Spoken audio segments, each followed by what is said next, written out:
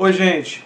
Hoje a gente vai falar sobre uma grande crise, a onda de ataques e violência que está acontecendo no Ceará.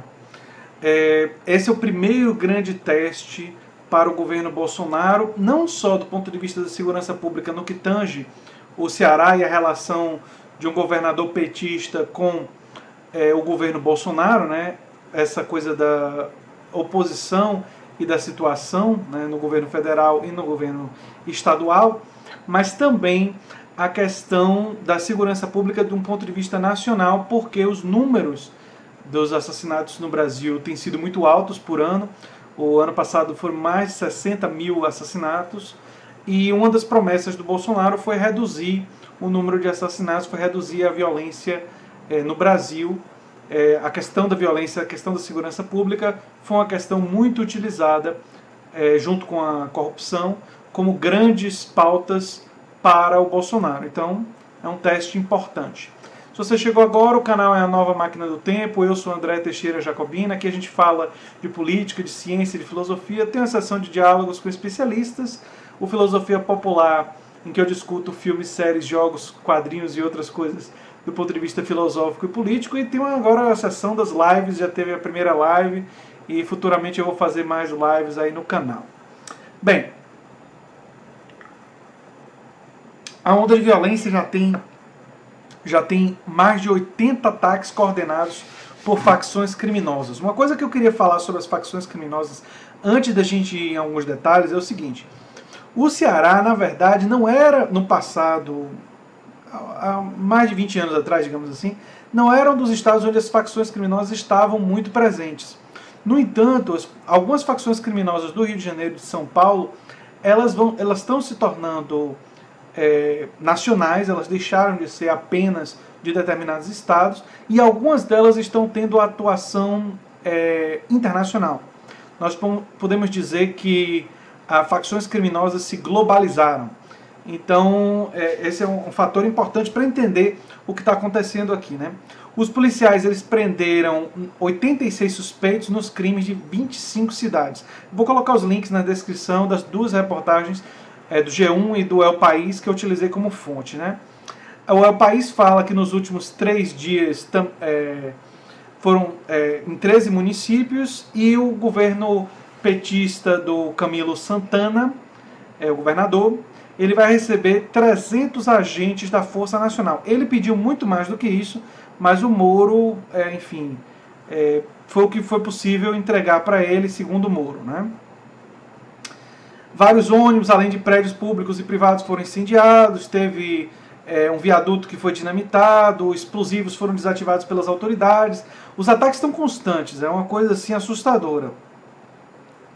Não é? A crise, ela impõe então essa negociação entre o Camilo Santana e o governo federal, e coloca uma questão de tensão, porque durante a campanha a hostilidade do Bolsonaro para com os vermelhos foi tão grande que a gente vai ter que acompanhar aí como é que vai ser essa negociação. O Camilo, ele solicitou 1.500 militares do Exército, só para vocês terem noção da dimensão do problema. 500 da Força Nacional e 80 agentes penitenciários da União para lidar com a crise. Além dos 300 homens autorizados pelo Moro, ele autorizou também a vinda de 30 viaturas e disponibilizou o aparato da Polícia Federal, da Polícia Rodoviária Federal e do Sistema Penitenciário Nacional. E sugeriu o governador ampliar o gabinete de situação para gerenciar a crise, e o Camilo aceitou isso daí, aceitou a sugestão, né? Agora, por que esses ataques estão acontecendo? Qual é a causa deles? Bem, todas as reportagens que eu li até agora estão dizendo que a causa é uma resposta do crime organizado à iniciativa do governo do Camilo, que antes permitia que os presos ficassem, cada um na localização ligada à sua própria facção. Ele agora mudaram a regra e poderia colocar os presos onde eles quisessem, não mais respeitando as facções, enquanto instituições, organizações, enfim, não reconhecendo elas enquanto facções criminosas. E aí, logo depois dele endurecer a questão da segurança dos presídios, de onde vem a maioria das ordens para esses ataques, enfim, começaram os ataques, né? O recém-titular da recém-criada Secretaria da Administração Penitenciária, Luiz Mauro Albuquerque, disse que não reconhece as facções no Estado e que não separaria mais os presos de acordo com a ligação deles com essas organizações nos presídios. Um relatório da Secretaria de Justiça do Ceará, publicado pelo jornal Diário do Nordeste em outubro passado, aponta que as 3 facções mais fortes no Estado predominam em mais da metade dos presídios e cadeias cearenses. Ou seja, eles não gostaram dessa atitude aí do secretário da Justiça, da Secretaria de Administração Penitenciária, o tal do Luiz Mauro Albuquerque, e logo depois dessa sinalização do endurecimento, eles vieram com tudo, né? E começaram a realizar os ataques. Nos últimos anos, os internos eram distribuídos conforme as facções e o governo, embora combatesse as facções criminosas, reconhecia que elas existiam. E havia algum tipo de tentativa de negociação e tal, em algumas circunstâncias bem específicas, claro, né? Mas, repare, a reação vem porque o governador não está aguentando mais isso e a administração pública está agora agindo de forma mais enérgica. E eles, obviamente, com a guerra urbana, agiram também. É interessante que o deputado Renato Roseno, do PSOL, do Ceará, que preside o Comitê de Violência da Assembleia Legislativa, disse uma coisa muito importante. Que esse tipo de ação do uso das forças de segurança, ela resolve crises pontuais. Pode reduzir a violência temporariamente, mas não resolve o problema estrutural do sistema carcerário, e ele está coberto de razão. Essa lógica de aumentar o encarceramento, tudo que você faz é você transforma a prisão em uma graduação de bandidos. É claro que você precisa prender os bandidos violentos, os líderes do tráfico de drogas. Lógico que você tem que fazer isso. Mas o que eu chamaria dos criminosos baixo clero que não realizaram crimes violentos, você tem que buscar uma outra estratégia de ressocialização, porque senão, se você simplesmente punir, tudo que você faz você transforma um criminoso pouco perigoso nesse momento, num criminoso perigoso no futuro. Porque esses criminosos, esses bandidos que cometeram crimes menores, que vão para as cadeias, eles chegam como criminosos, digamos assim, do baixo clero do crime, não tem muito conhecimento, fazem isso muitas vezes por desespero, por falta de oportunidades, foram seduzidos pelo traficante do bairro, porque ele tem sinais exteriores de riqueza e eles querem consumir. Então há todo um estímulo para o consumo e aí eles acabam sendo seduzidos por isso daí. Só que quando eles vão para a cadeia e convivem com os criminosos barra pesada, os criminosos que entendem do crime, eles acabam aprendendo tudo o que há de pior e saem de lá muito mais perigosos, muito piores.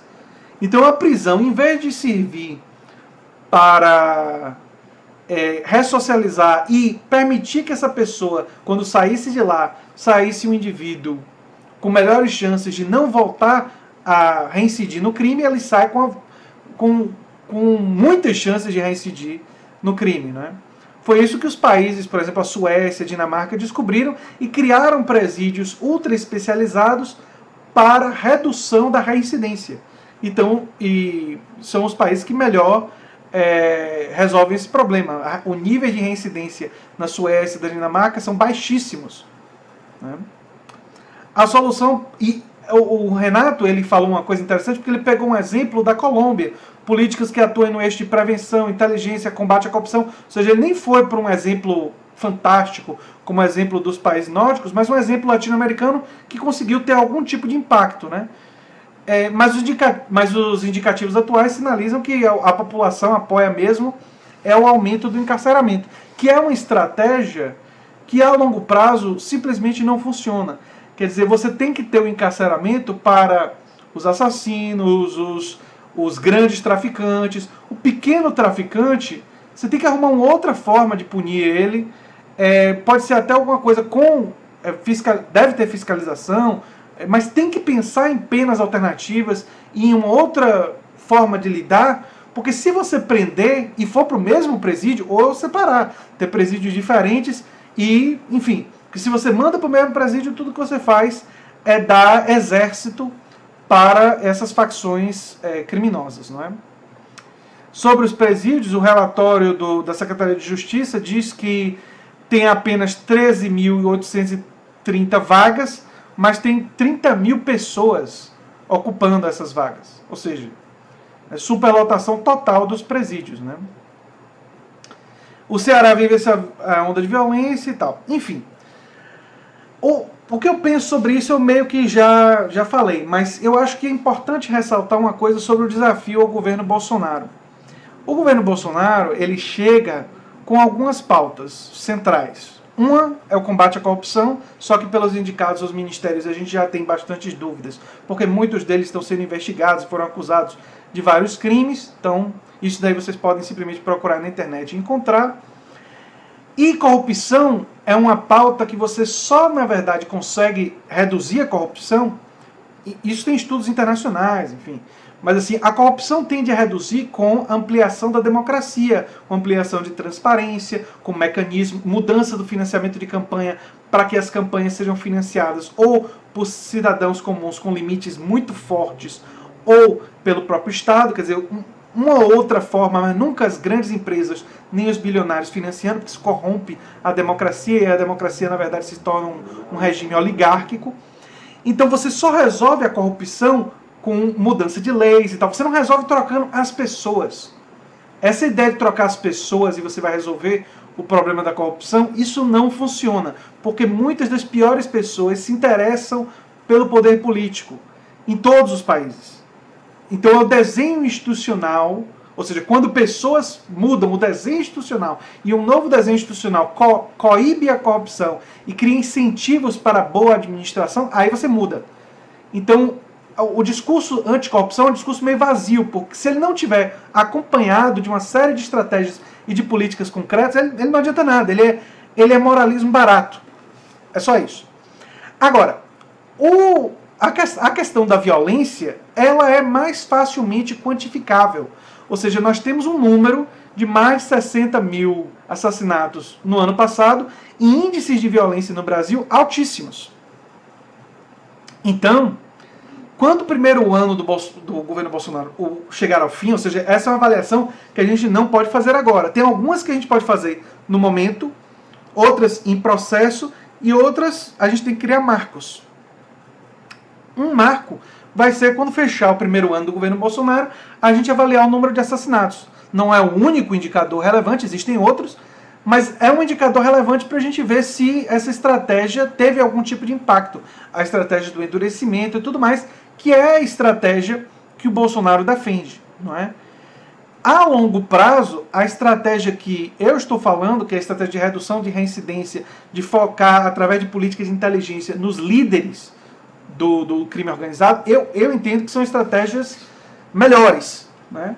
Afinal, foram as estratégias que os países que melhor lidaram com essa questão até hoje no mundo realizaram. Ou seja, você vê a questão do crime como um problema social complexo e a questão da violência como um problema social complexo que você precisa de política de emprego. Eu defendo, por exemplo, o alistamento civil que foi defendido pelo, como é o nome dele? O vice do Alckmin, lá do PSB em São Paulo. Eu esqueci o nome dele. Mas vocês sabem do que eu estou falando. Ele foi candidato a governador, quase ganhou do Dória, mas eu dei um branco agora no nome dele, mas vocês vão lembrar. Que ele defende o alistamento civil e estratégias como essa, várias dessas estratégias combinadas teriam chance de reduzir. Se você não faz essas estratégias, se você foca só na repressão, só no aumento do encarceramento, você vê uma situação como a situação dos Estados Unidos. Os Estados Unidos é um país de primeiro mundo, mas que tem os piores índices de violência dentro do primeiro mundo.